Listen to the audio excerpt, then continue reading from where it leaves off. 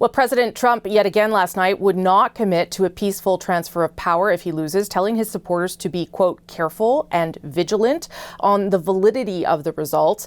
Much of how the vote will impact this country hinges, of course, on how the president will react on Tuesday and then in the weeks that follow. Canada is bracing for all scenarios, and that work's being led by our top diplomat in Washington, Kirsten Hillman. Ambassador Hillman, welcome to the show. Thanks for making time for us. Thank you so much. Thanks for having me. So yes, go ahead.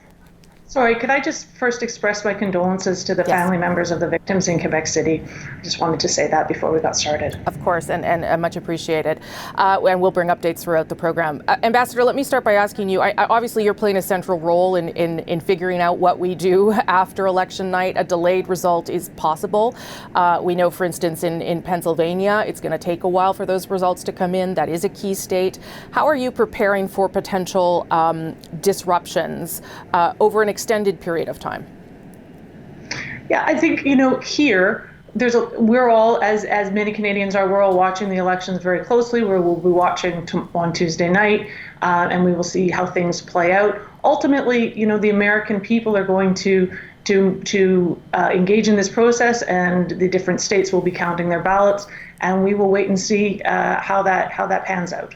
Yeah, and I get that, and I'm not asking you certainly to predict anything. That would be a fool's game. But do you have concerns about the impact, for instance, on our economy, any sort of disruption, and then how that would affect our biggest trading partner? I can't say that we do. The United States often does not have final results on election night. We even saw that in the midterm elections just 2 years ago, where there were several seats. It took quite a while for those seats to really, for those votes to be counted. This is of a bigger scale, as you were mentioning in the intro, because of all of the mail-in ballots and the early voting, and some states starting to count the votes a little later. But these are processes that are well honed. There are state-level officials that have been working on this for months, and we're confident that these systems are going to work. You obviously played a big role in the renegotiation of NAFTA, and part of that strategy was to reach out to all sorts of people, even outside of the White House. Have you been doing that in the past number of weeks and months in order just to sort of shore up your connections with states, with governors?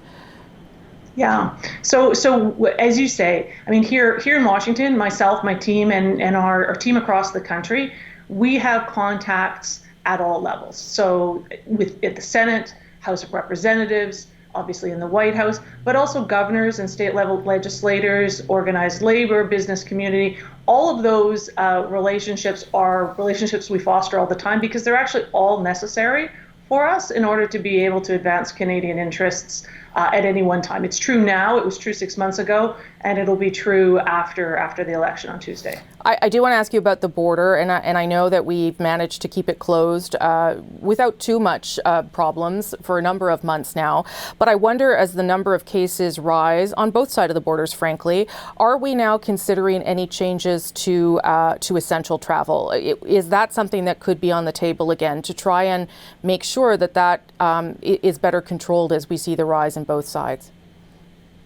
So the measures that are in place now are working well, in our opinion, and the Americans share that view. We are seeing essential travel, as you say, business travel, trade, essential workers, healthcare workers.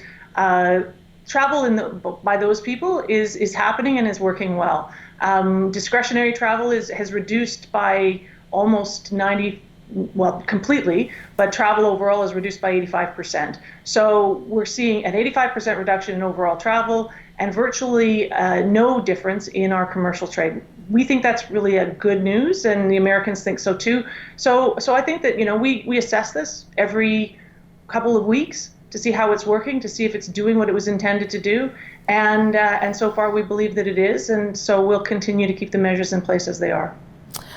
What are you going to be doing Tuesday night, Ambassador? I mean, do you sit there and watch with snacks like the rest of Canadians, or are you sort of getting ready to respond and making phone calls? What is your plan for that night? So we have a team here that will be has been following, the campaigns for months. As I say, not just the White House, but the Senate and the House campaigns, what's happening out across the country. And they are continuing to do so. And they will, of course, be doing so on election night. I'll be reporting back to colleagues in Ottawa, giving them our perspective on how things are playing out, and probably up quite late that night, just as many Canadians may well be. Do you expect that we will be able to react as a government, as a nation, Tuesday night, or do you think that that's going to take a little while? If we look back to other elections, whether they're the White House election or others, regional elections, we want to wait to make sure that the outcome is clear and accepted. And that's usually when we make a statement. We usually don't do it until it's absolutely clear what the outcome is, and Americans have made that decision, and then that's settled. Okay, Ambassador, I expect to be up late as well. Thank you for making time for us today. I appreciate it. Thank you. All the best. You too. That's Canada's ambassador to the United States at the embassy there in Washington, Kirsten Hillman.